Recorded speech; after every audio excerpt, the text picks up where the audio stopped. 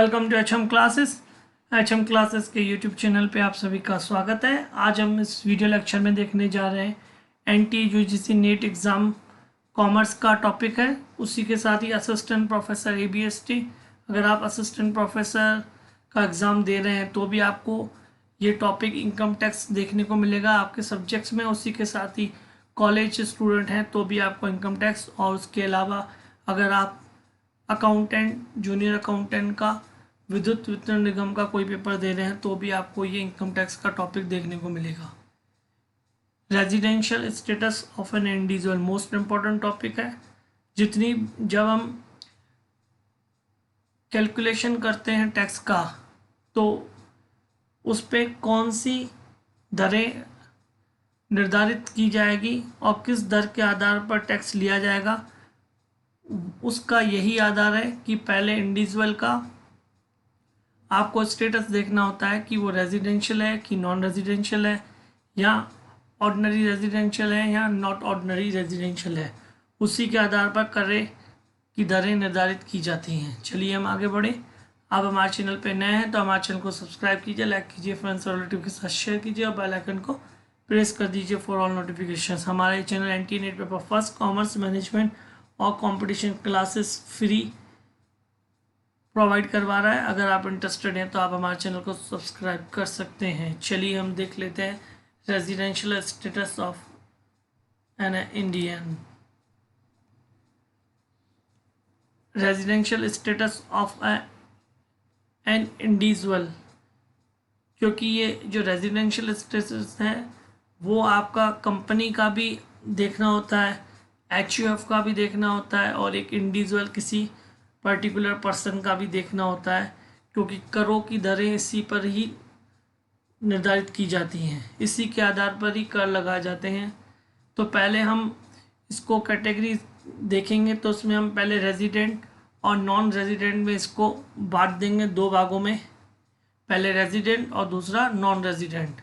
उसके बाद अगर हम रेजिडेंट को भी दो भागों में बांट देते हैं, एक ऑर्डिनरी रेजिडेंट और एक नॉट ऑर्डिनरी रेजिडेंट, लेकिन हमको आपको समझाने के लिए हम इनको तीन भागों में बांट देते हैं, जैसे आप अच्छी तरह से समझिए। क्योंकि जो ऑर्डिनरी रेजिडेंट है वो रेजिडेंट को ही प्रेजेंट कर रहा है, तो फर्स्ट कैटेगरी हम बना देते हैं resident slash ordinary resident, second category not ordinary resident, और थर्ड आपकी नॉन रेजिडेंट की।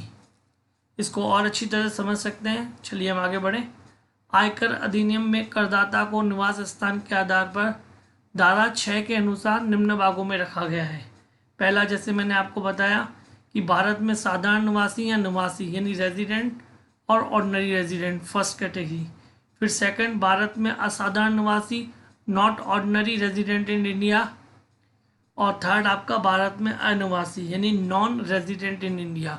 इसी के आधार पर करों की दरें निर्धारित की जाती हैं, इसी के आधार पर टैक्स लगाया जाता है।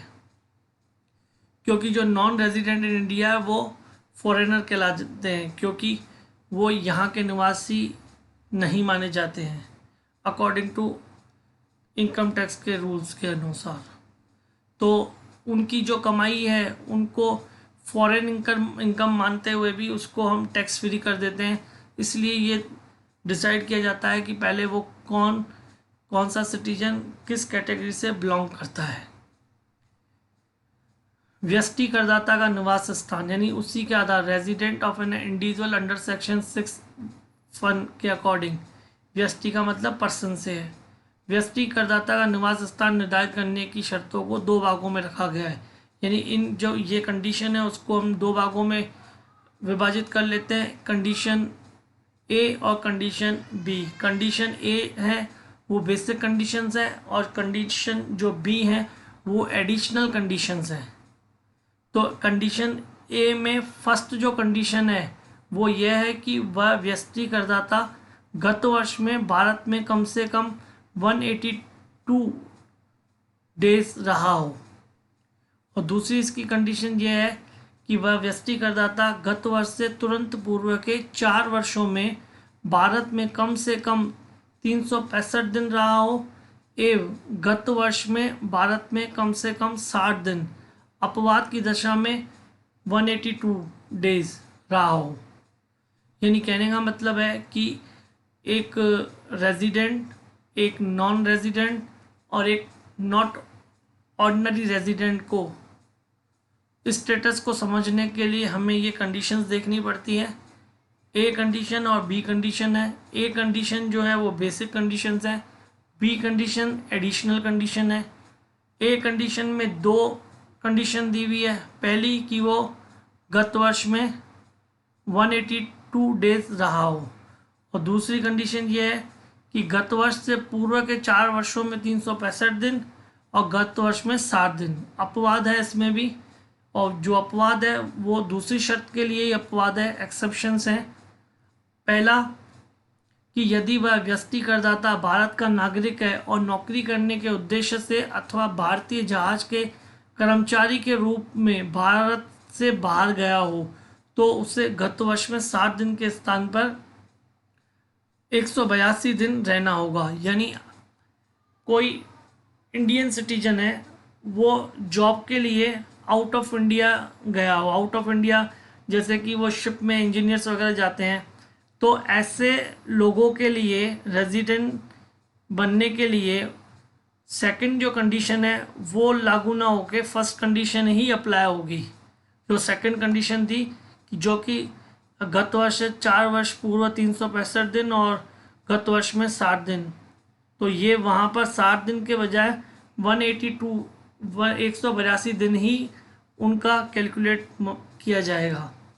जो सेकंड कंडीशन है, यदि वह व्यक्ति करदाता भारतीय मूल का निवासी अथवा भारत का नागरिक है और भारत से बाहर रह रहा है तथा वह किसी भी कार्य से गत वर्ष में भारत भ्रमण पर आता है, तो उसे गत वर्ष में भारत में 60 दिन के स्थान पर 182 दिन रहना होगा। यानी कोई इंडियन सिटीजन है लेकिन वो बाहर ही रहता है और केवल घूमने के लिए वो इंडिया में आया हुआ था, और उसको भी सेकंड जो कंडीशन है वो लागू नहीं होगी, उस पर भी फर्स्ट कंडीशन ही लागू होगी केवल, कि 60 दिन के बजाय उसको 182 दिन ही उसके देखने होंगे। ये दो एक्सेप्शन है इसके सेकंड कंडीशन के। अदरवाइज इन दो को छोड़ के बाकी सबके लिए हम दोनों में से कोई एक भी पूरी करता है तो उसको आगे हम देखेंगे वो किस कैटेगरी में आता है। अब बी श्रेणी की अतिरिक्त शर्तें जो additional condition of category B है, उसमें फर्स्ट जो है वह व्यक्ति करदाता गत वर्ष से तुरंत पूर्व के 10 वर्षों में कम से कम 2 वर्षों में भारत में निवासी करदाता के रूप में रहा हो। यानी गत वर्ष से पूर्व के 10 वर्षों में 2 वर्ष कम से कम वो रेजिडेंट की कैटेगरी में आता हो। और सेकंड इसमें है कि वह व्यक्ति करदाता गत वर्ष से तुरंत पूर्व के 7 वर्षों में भारत में कम से कम 730 दिन रहा हो। ये दो कंडीशन है, एडिशनल कंडीशन है। वापस रिपीट कर रहा हूँ, एडिशनल कंडीशन फर्स्ट, गत वर्ष से पूर्व के 10 वर्षों में 2 वर्ष वो निवासी के रूप में हो, और सेकंड कंडीशन गत वर्ष से पूर्व के 7 वर्षों में कम से कम 730 दिन वो निवासी के रूप में हो। तो ये दो कंडीशन ये हैं। अब हम देख लेते हैं कि कौन किस कैटेगरी में आ रहा है, इसका क्लियरिफिकेशन देख लेते हैं, स्पष्टीकरण देख लेते हैं। पहले रेजिडेंट का देख लेते हैं कि रेजिडेंट कौन माना जाएगा। तो रेजिडेंट मानने के लिए जो हमने ऊपर दो कंडीशन बताई थी, एक बेसिक कंडीशन और दूसरी एडिशनल कंडीशन, तो बेसिक कंडीशन में से वो एक भी कंप्लीट करता है और एडिशनल कंडीशन उसको दोनों पूरी करनी है, तो वह निवासी करदाता कहलाएगा, रेजिडेंट कहलाएगा, रेजिडेंट इन इंडिया कहलाएगा। इफ़ ही सेटिस्फाई वन और बोथ द बेसिक कंडीशन, यानी एक या दोनों ए कैटेगरी की और उसी के साथ ही बी कैटेगरी की दोनों पूरी करता है, तो वह रेजिडेंट इन इंडिया निवासी करदाता कहलाता है। आई होप आपको समझ में आया होगा कि ए कैटेगरी में से कोई एक और बी कैटेगरी की दोनों कंप्लीट होती हैं तो वो रेजिडेंट इन इंडिया कहलाएगा। फिर अगर आप सेकंड थर्ड पहले समझ लीजिए, फिर सेकंड पे है। थर्ड में देखिए कि नॉन रेजिडेंट कौन कहलाएगा। अगर फर्स्ट एक श्रेणी की दोनों में से एक भी कंडीशन को पूरी नहीं करता है, यानी ऐसा व्यक्ति जो ए कैटेगरी की दो कंडीशन में से एक भी पूरी नहीं कर रहा है तो वो नॉन रेजिडेंट इन इंडिया कहलाएगा, अनिवासी करदाता कहलाएगा। फिर आपको एडिशनल कंडीशन को देखने की आवश्यकता नहीं है, यानी ए कैटेगरी में से एक भी कंप्लीट नहीं कर रहा है तो हमें बी कैटेगरी को चेक करने की ज़रूरत नहीं है, वो नॉन रेजिडेंट कहलाएगा। If he does not satisfy any of the basic condition तो नॉन रेजिडेंट इन इंडिया कहलाएगा। अब हम समझते हैं नॉट ऑर्डिनरी रेजिडेंट में। नॉट ऑर्डिनरी रेजिडेंट में यदि कोई व्यक्ति करदाता ए श्रेणी की कोई एक शर्त पूरी करता है लेकिन बी श्रेणी की कोई भी एक अथवा दोनों शर्तें पूरी नहीं करता है तो वह करदाता भारत में असाधारण निवासी कहलाता है, नॉट ऑर्डिनरी रेजिडेंट कहलाता है। यही समझिए कि ए श्रेणी में से कोई एक पूरी कर रहा है लेकिन बी श्रेणी में से एक भी नहीं कर रहा है, एक भी नहीं कर रहा है या दोनों नहीं कर रहा, बात एक ही है, यानी एक भी नहीं कर रहा है तो वो नॉट ऑर्डिनरी रेजिडेंट कहलाएगा। चलिए मैं फिर से तीनों को रिपीट कर लेता हूँ। रेजिडेंट वो व्यक्ति हैं जो ए कैटेगरी में से दोनों में से एक कंप्लीट करते हैं और बी कैटेगरी की दोनों करते हैं तो वो रेजिडेंट है। अब नॉन रेजिडेंट कौन है? जो ए कैटेगरी में से दोनों में से एक भी पूरी नहीं करते हैं तो वो नॉन रेजिडेंट है, क्योंकि उसकी एडिशनल बी कंडीशन देखने की आवश्यकता नहीं है। और उसके बाद आपका सेकंड नंबर है not ordinary resident.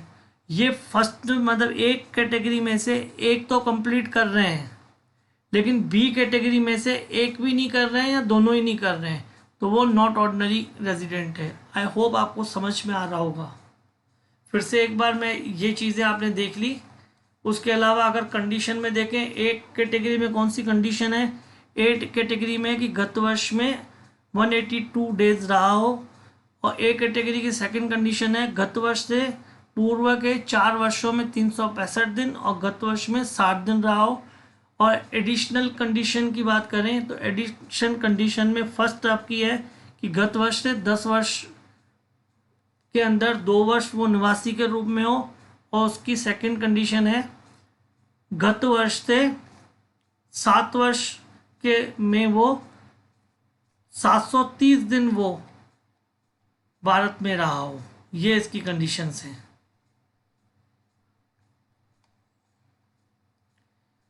I hope आपको समझ में आया होगा कि गत वर्ष में 182 डेज और सेकंड कंडीशन में गत वर्ष से पूरे 4 वर्षों में